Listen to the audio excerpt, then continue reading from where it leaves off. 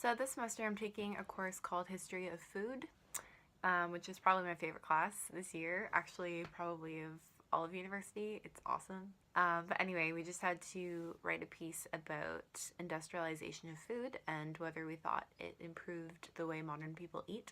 So I just thought I would share my ideas because I had a lot of fun thinking about it. Yeah.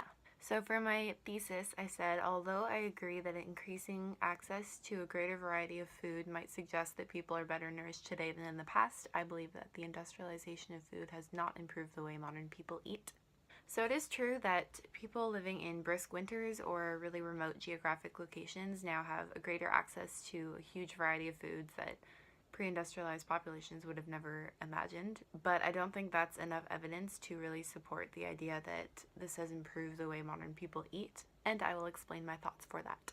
Thanks to the industrialization of food, people are now eating more processed foods than ever, and when you go in the grocery store, you find that most people are shopping in those aisles that sell packaged foods that almost entirely contain, sugar, preservatives, salt. So this has greatly increased our consumption of sugars and fats and other things that lead to serious health issues. Before industrialization, people mainly ate whole foods, not like the store, but whole foods meaning it's grown out of the ground. It's not had any processing to it. Also, foods were local. People had a greater knowledge about foods, and you sort of pick the food yourself. People had a greater awareness of what fresh meant and they didn't just trust the label.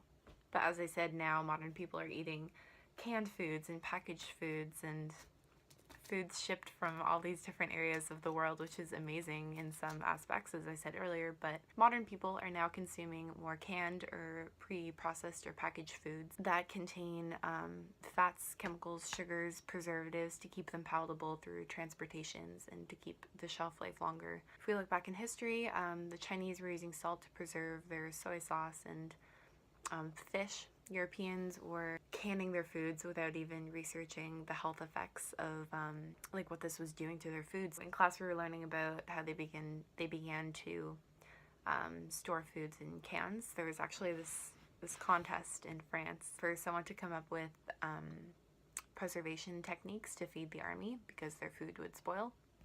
And this French man came up with the idea of glass jars to preserve food, which was revolutionary. But then this other guy, I don't remember all the names and stuff, but he came up with tin cans, which last even longer. You could ship them. They were more durable, but they didn't test any of the long-term health effects, so people were getting lead poisoning and all this stuff. Once it became evident that canned foods contained metals and meats contained these antiseptics, among other examples of food safety hazards, health concerns were much more acknowledged.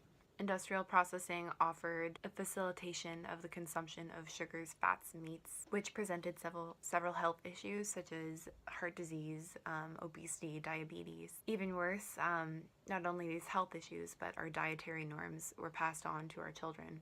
So it became sort of a norm and started spreading through society. Additionally, this is something I care deeply about. The industrialization of food, among other important industries, has turned food production into a business that essentially cares little about health and greatly about economic profit. To explain this concept in simple terms, the rise of industrial processing has increased the distance between producer and consumer, so the person who grows your food to you. As a result, consumers who were once in charge of judging food for its freshness and quality are now forced to trust labels and expiry dates on canned goods. As for the producers, they're now shipping to warehouses, and it's almost rare now to find local food markets.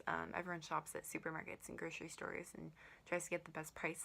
They don't really care or know where it comes from, and it's not the fault of the consumer, it's the fault of the system and industrialization of food.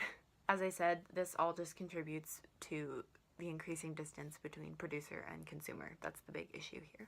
Essentially, this just loses the connection between the consumer and their food. In the eyes of both the producer and the consumer, food has just become a commodity instead of a source of fuel, which was a view primarily held by the pre-industrialized middle class. Furthermore, there's an aspect of efficiency that really appeals to modern people. The faster people can prepare their food, the more time they have to work, socialize, and perform their daily activities. Even pasta sauce, which is probably the easiest thing to make, is now commonly purchased packaged. or I can just buy fresh local tomatoes and add some spices to it, add some tomato paste, and we've got a pasta sauce. But no, we buy it packaged.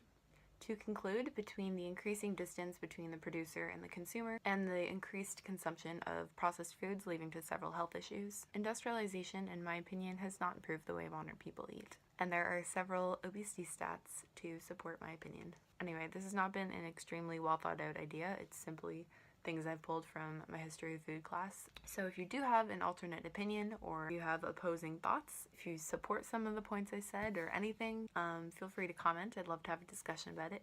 But yeah, that's my opinion on the industrialization of food. That being said, I do still purchase a lot of processed foods. I'm trying to definitely become more local and just cautious and intelligent about the food I buy. I'm going to film a video about money and students and why it's so appealing to buy cheap groceries that essentially support like terrible working conditions. I saw this documentary called Food Chains, and it just opened my eyes to a lot of the food industry world that I was not aware of. Obviously, I just have a refined focus on animal agriculture, so it was interesting to see the food chain side. But I'll make a whole separate video about this because this is probably a long video already. Yeah, I hope you enjoyed this video, and I hope you're having a good day. Thanks for watching. Bye.